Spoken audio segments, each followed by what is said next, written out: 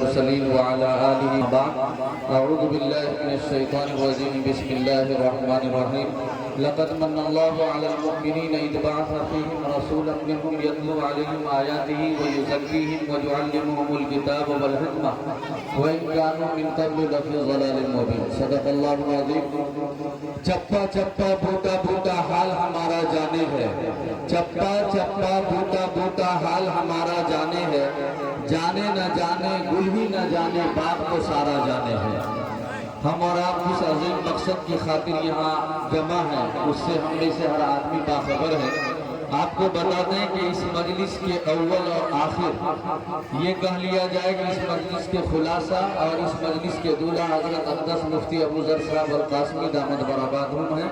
انہی کی بات ہونی ہے اور انہی کی ہدایات پر ہم لوگوں کو عمل بھی کرنا ہے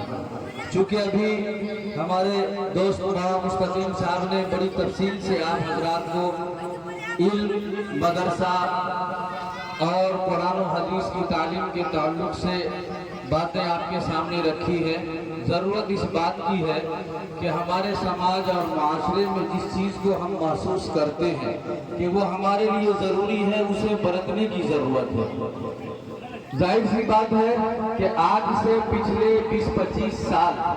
کا جو دور گزرا ہے جسے ہم اور آپ دیکھ چکے ہیں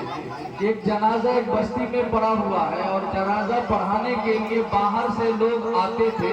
تو جنازے کی نماز ہوتی تھی کہ نہیں ہوتی تھی اگر آپ کو میلاد پڑھوانی ہوتی تھی تو میاں جی آتے تھے بہت دور سے وہ میلاد پڑھتے تھے اور جانور ذبح کرنے کے لیے فلاں صاحب آئیں گے تو ذبح ہوگا یا چھری پھٹوا کے لاتے تھے لیکن یہ جو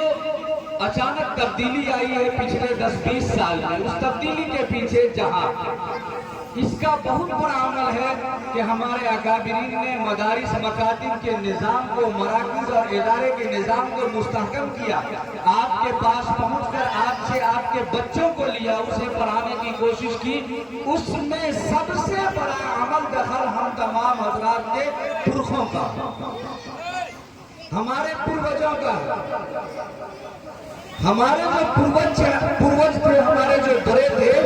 ان کی محنت ان کی کوشش کہیں اس سے زیادہ کہیں تھی کیا تھی پہلے لوگوں میں قدر دانی تھی اگر کہیں سے کوئی میاں جی آ گئے مولانا آ گئے حافظ جی آ گئے تو ہر آدمی چاہتا تھا کہ نماز میں ہم ان کے بغل میں کھڑے ہوں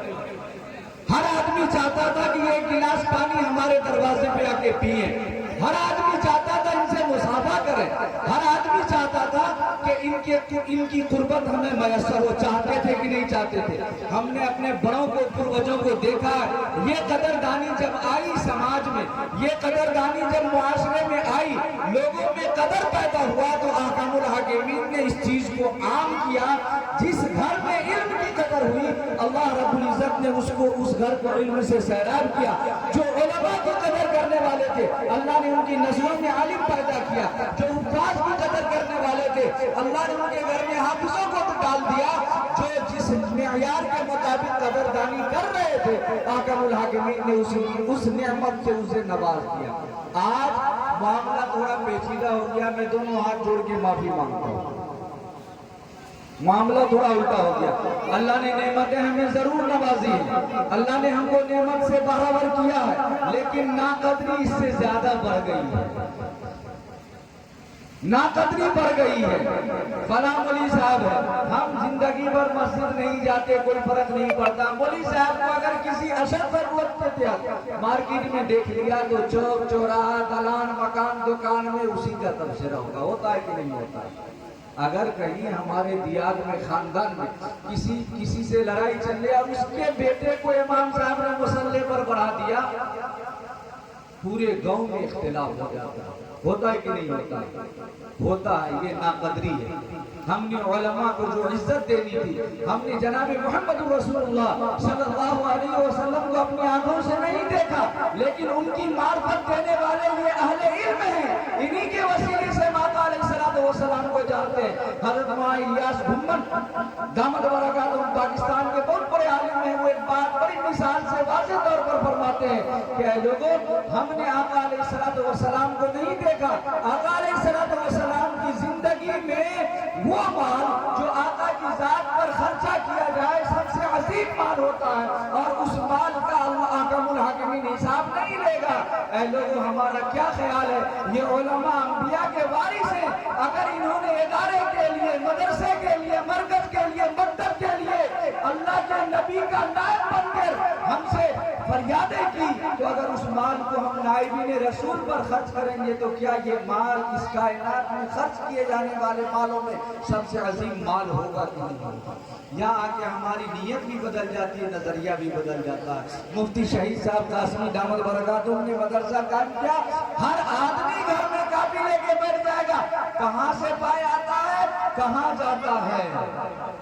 یہ فکر نہیں ہے کہ یہ کام کتنا بڑا یہ کر رہے ہیں کہ ہمارے بچوں کو بغیر کسی لالچ کے اللہ کی رضا کی خاطر سیچ رہے ہیں، سیراب کر رہے ہیں۔ ہم اس طرف توجہ نہیں دیتے، ہمیں اس معیار کو بدلنے کی ضرورت ہے۔ جناب محمد رسول اللہ صلی اللہ علیہ وسلم نے اس کائنات میں علماء کو اپنا نائب بنایا، اور سن لیجئے آقا علیہ السلام کی روایت ہے، کل قیامت کے دن بھی اس عالم کی طفیل میں ہمیں جنت ملے گی۔ احکم الحاکمین کے پیارے آقا جناب محمد رسول اللہ صلی اللہ علیہ وسلم نے فرمایا کہ کل قیامت کے دن اللہ رب العزت اعلان کرے گا علماء سے، اين العلماء، علماء کہاں ہے؟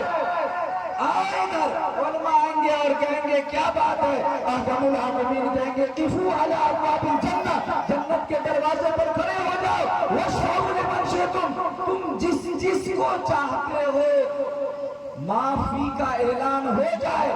جس کے بارے میں چاہتے ہو کہ آج اس کی سفارش ہو جائے، تم سفارش کرو۔